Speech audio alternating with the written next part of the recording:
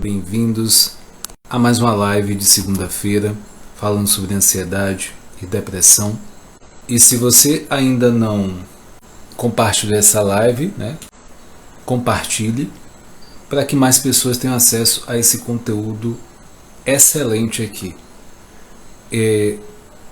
Eu tenho atendido mais professores, ultimamente, e eu tenho percebido justamente o tema de hoje, que eu vou estar, na verdade é a segunda parte, falando mais especificamente dessa síndrome de burnout, e já venho numa sequência falando de ansiedade e depressão com os professores. E aí eu vou pedir para você compartilhar essa live para que mais pessoas tenham acesso. Para quem não me conhece, eu sou o Whindersson Moraes, sou psicólogo clínico, coach integral sistêmico, formado pela Febracis, Federação Brasileira de Coaching Integral Sistêmico, onde o presidente é o Paulo Vieira, autor do Poder da Ação e Poder da Autorresponsabilidade. Além disso, eu sou analista de perfil comportamental, amante da vida e aprendiz e empreendedor digital. Tudo isso, para poder estar passando conteúdo, ter um objetivo aqui realmente de levar conhecimento, o autoconhecimento, para minimizar o sofrimento que pode existir pela ausência de conhecimento. Eu comecei essa missão com esse canal aqui, o Instagram e o canal do YouTube. Por isso, eu busco pessoas também para poder levar esse projeto à frente, e eu e mais pessoas, está fazendo todo esse processo acontecer. Então eu conto com a sua força crescer e contribuir também. Quanto mais eu contribuo na vida do próximo, mais isso acaba transbordando na minha vida também, na sua vida também. Então vamos lá. O tema de hoje é a síndrome de burnout e o que você pode fazer para evitar. Essa é a segunda parte. Então hoje eu vou estar falando mais das causas e manifestações dessa síndrome, aonde essa síndrome foi nomeada oficialmente em 1º de janeiro de 2022. Então é uma síndrome nova. A partir disso é algo que é preciso a gente ver. Apesar das manifestações já existirem, ela foi nomeada oficialmente ano passado. E aí é interessante eu trazer um pouco diferente do que eu trouxe na primeira parte, um conceito mais literário e outras palavras para que você entenda um pouco mais sobre a síndrome de burnout. Então esse é o foco, e uma pequena conclusão do que tem acontecido hoje com essa síndrome, com as pessoas, e mais especificamente com a questão dos professores. Então, causas e manifestações, a manifestação do burnout, as causas pessoais, institucionais, características dos pacientes. Eu vou estar trazendo aqui causas pessoais que se devem a aspirações nobres, elevado idealismo inicial, falta de critério para avaliar seus desejos e sobrecarga autoimposta e alguns traços de personalidade. É bem interessante essa questão da sobrecarga autoimposta. O que acontece? Né? Existe uma carga excessiva, mas existe uma autocobrança também excessiva. Uma imposição de cobrança, porque a gente está em uma época hoje de perfeição, de executar muitas tarefas e de comparação. Então, todos esses elementos acabam contribuindo para uma autocobrança e uma autoexigência. E isso leva, né, a querer um perfeccionismo.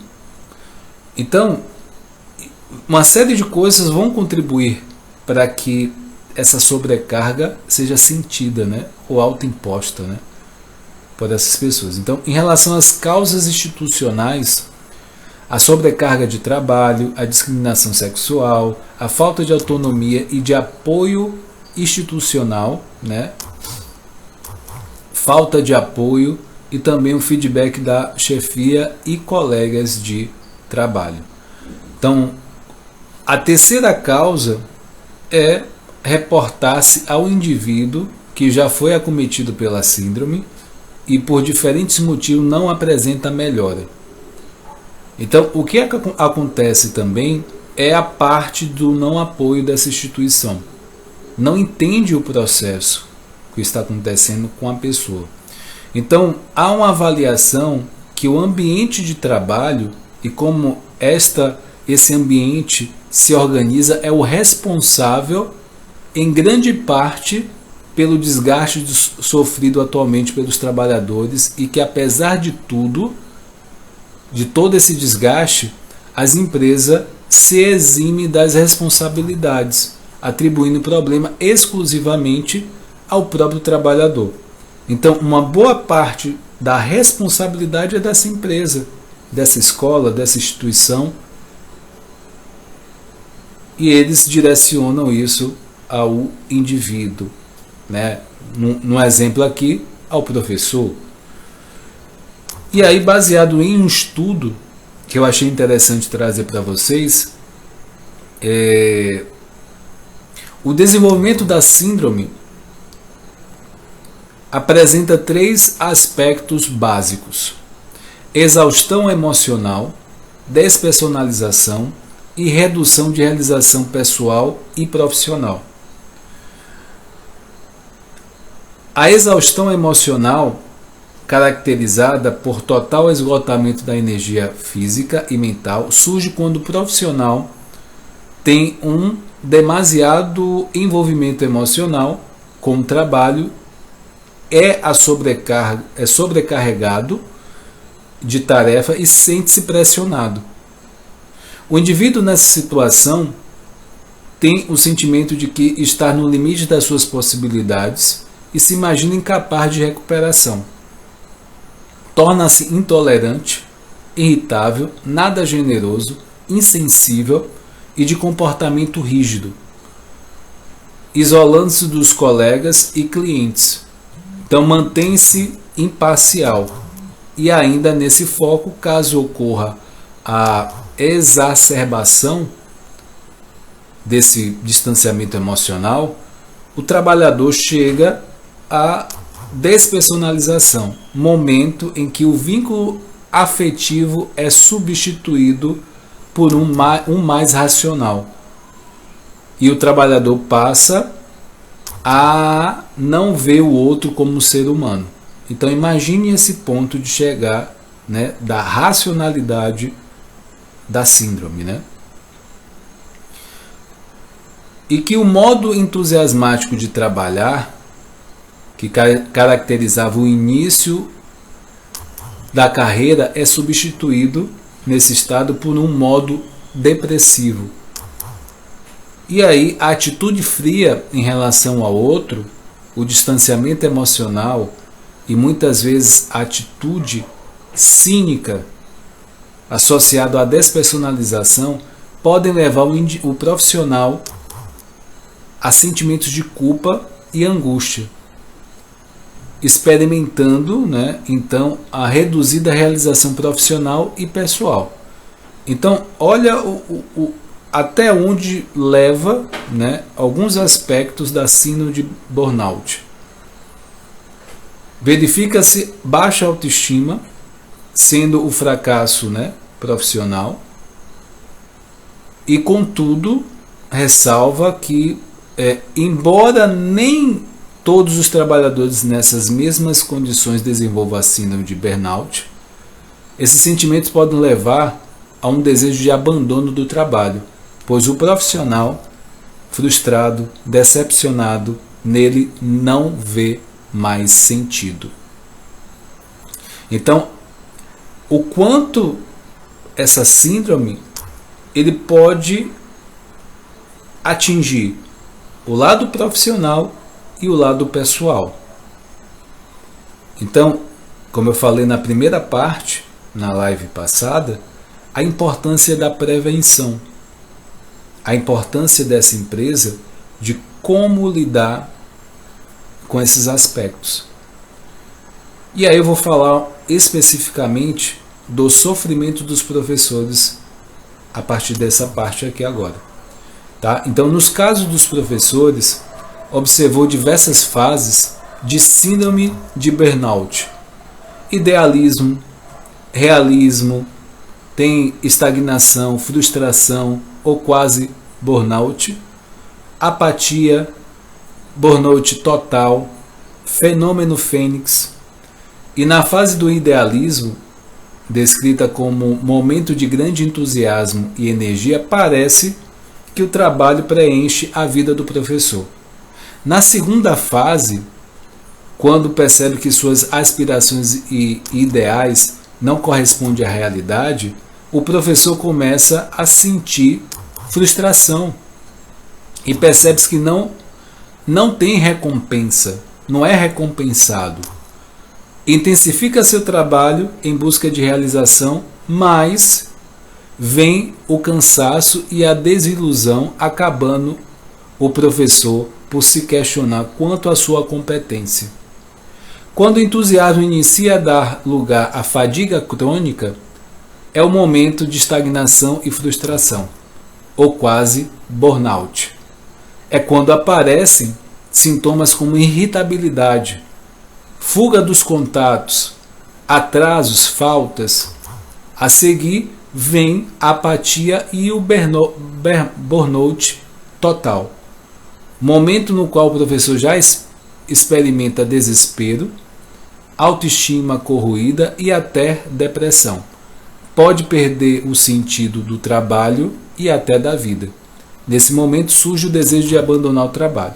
Então, se você reparar, você que está assistindo, existe essa fase, realmente, existe até essa fase naturalmente, se a gente for parar para pensar em uma escola pública, por exemplo. Por que eu estou dizendo isso? Porque eu tenho atendido mais professores ultimamente também. E eu vejo o relato deles, e boa parte é público, né? Então a gente sabe das dificuldades, dos desafios de cada um. E o mais desafiador para eles, na fala deles, é ver o que está errado e não poder fazer nada por uma série de motivos. Então, olha o sentimento de impotência perante a situação. E aí pode vir a questionar a sua forma, né, como profissional, isso é possível. Mas o que muitos apresentam hoje? Ansiedade e depressão. Então, essas fases que eu acabei de falar, é exatamente isso que acontece. E aí é bem interessante, que eu até citei nesse início dessas fases, é a questão do fenômeno fênix. O que significaria isso, né? É renascer das cinzas, mas nem sempre ocorre isso. Então, quando o professor chega nessa fase, né, que está nas últimas, aí se criou essa denominação, né? fenômeno fênix, ressurgir das cinzas. Só que muitas vezes isso não é possível em termos práticos, né? E aí fica um dilema aí nessa história. Então, representa o abandono do trabalho, mesmo antes da recuperação. Muitos fazem enquanto os outros se limitam à ansiedade pela chegada da aposentadoria, feriados, finais de semana. Entretanto, né, há os que encontram, né, nesse momento, mecanismos de enfrentamento que podem ajudar a crescer com o burnout. Vamos falar, né, de duas pesquisas que foram feitas, uma no estado de São Paulo e a outra no estado do Rio de Janeiro, no município de Duque de Caxias. Em relação ao estado de São Paulo, houve o aumento de 300% dos pedidos de exoneração do magistério, e houve um questionário para 158 ex-professores da rede pública e 16 entrevistas sobre histórias da vida profissional. Nesse caso, quais são as condições desses professores? Salários baixos, estão as condições precárias, insatisfação no trabalho, desprestígio profissional. Então, foram analisados alguns aspectos, né, tanto da parte pessoal como profissional. Tá? Essa parte é do estado de São Paulo.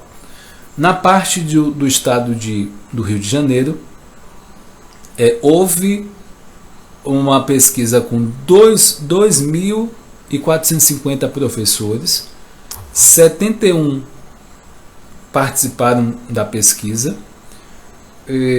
em 3 dimensões foram analisadas: exaustão emocional, despersonalização e realização profissional. E diante dessa pesquisa, né, a despersonalização existia e muitos deles eram dispensados da questão do tratamento, né, por esse profissional já estar no estado frio, né, que é a parte racional de todo o processo da síndrome de burnout. E a partir disso também, o que existia? Existia pressão psicológica, tinha ameaça de violência física e psicológica e realidade política educacional que não prestigiava o profissional docente. Como consideração final, né, dessas causas, todo esse contexto dessa síndrome, e trazendo essa pesquisa como base para essa fala, o que a gente chega à conclusão segundo esse estudo? A perda de sentido do trabalho e o sentimento de impotência para torná-lo mais significativo tem levado muitos trabalhadores, em especial os professores, à síndrome de burnout, entendida como perda de energia no trabalho, mas também como um processo de alienação.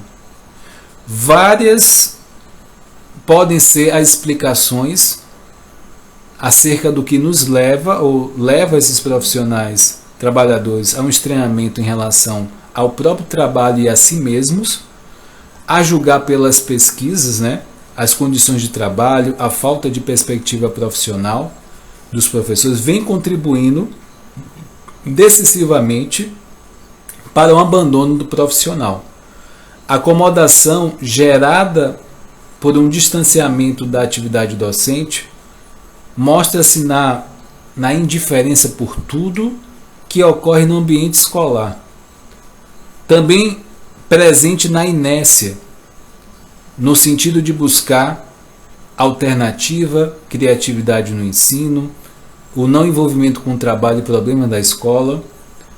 Entretanto, uma análise mais acurada de manifestação desse fenômeno evidencia a necessidade de um olhar mais amplo e crítico sobre o reflexo do trabalho docente. A reestruturação produtiva e as reformas neoliberais em curso no campo educativo representam mudanças que tendem a contribuir para a ampliação do burnout. Em consequência, crescente, precária, muito precária em termos do trabalho do professor. Então, as questões suscitadas aqui nesse estudo sinalizam a necessidade de ultrapassar a descrição da síndrome da desistência. Então, é outro nome que é dado à síndrome de burnout, com um fenômeno crescente entre os professores. Então, sugerem que também examinemos possibilidade de resistência a um modelo econômico, político e social que cada vez mais traz algo precário para esses trabalhadores em todo o mundo, em particular aqui no Brasil. Se você está assistindo essa live, teve dúvidas, quer compartilhar visões, talvez você seja professor, professora, e até relatar, né? Eu acredito que no ensino público, pelas condições sociais e pelas pesquisas e estudos que eu tive acesso, é mais comum ter isso na rede pública. Porque muitas vezes esses alunos estão com fome, têm condições de violência em casa, né? Muitas vezes a condição de vida ali no dia a dia, às vezes tem muita gente, muitos irmãos, muitos filhos em uma única casa e às vezes as condições bem limitadas. E aí eu fico me questionando se essa criança, esse adolescente com fome, ele vai prestar atenção na aula, se está tendo algumas questões de violência, a raiva dele dentro do contexto ali da sala de aula, ele não vai querer de alguma forma extravasar isso, seja ficando talvez mais inquieto, conversando, né, não conseguindo se concentrar por todas as questões do dia a dia ali que vão tirando essa atenção desse aluno ou dessa aluna. Então são situações delicadas aonde o professor ele se vê em muitas situações impotente e ele ainda tem que fazer vista grossa, que ele não se importar com certas situações que pode ser grave, só que às vezes medo de ameaça, né? Às vezes pode ter todo uma questão de tráfico, né? Ali, drogas, vender drogas, pessoas ali, então existe um jogo de interesse, existe realmente em algumas situações gente grande envolvida por trás, né? Mas dentro desse todo esse contexto existe também todo o empenho para que ou esses professores, esse diretor dessa escola também mantenha a ordem ali no dia a dia das aulas. Às vezes falta de recurso, às vezes falta de motivação, criatividade falta criatividade pela falta de motivação em alguns casos. Então é uma estrutura de ensino que é delicada, que requer estudos mais aprofundados. E a síndrome de burnout ele entra como uma consequência ou efeito colateral desse processo todo. Eu quero realmente agradecer a você por estar aqui. Compartilhe essa live, curte essa live. Toda segunda-feira trazendo assuntos tanto de ansiedade, depressão. A síndrome de burnout ele pode levar à ansiedade e à depressão também. Por isso ele está nesse quadro. E dia de quarta-feira eu trago filmes para que a gente possa trocar aprendizados e a gente possa de fato esse autoconhecimento através da vida do personagem, do filme, que é algo lúdico, que as pessoas gostam, a gente possa trabalhar essa psicologia, esse olhar da psicologia. Na quinta-feira eu trago assuntos, né, tanto da psicologia, coach, produtividade, mas mais especificamente em relação à inteligência emocional. Os recursos para você enfrentar os desafios da vida. Quanto mais você tem mais inteligência, mais você lida com as suas emoções, você se conecta com as emoções do momento de forma assertiva. E também nas relações com outras pessoas. Então você se conecta com, você tem essa conexão certa com essas emoções e aí você consegue responder de acordo com as situações do momento. Geralmente quando a gente não está com essa inteligência emocional desenvolvida, a gente tem uma tendência a responder de uma forma a mais do que a situação requer da gente. Então é um dos indicativos que talvez essa inteligência emocional não esteja bem desenvolvida, tá? Minha eterna gratidão. Se você não é inscrito no canal Whindeson Moraes Coach, se inscreve aqui no link da bio aqui do Instagram e deixe seus comentários aqui nesse vídeo. Se você está vendo no YouTube, deixe os comentários aqui, pergunta. Se você quer falar mais especificamente comigo sobre alguma dúvida, manda mensagem no direct. Eu estou aqui para realmente crescer e contribuir na sua vida, tá? Forte abraço, até mais, boa semana, uma semana abençoada para cada um de vocês.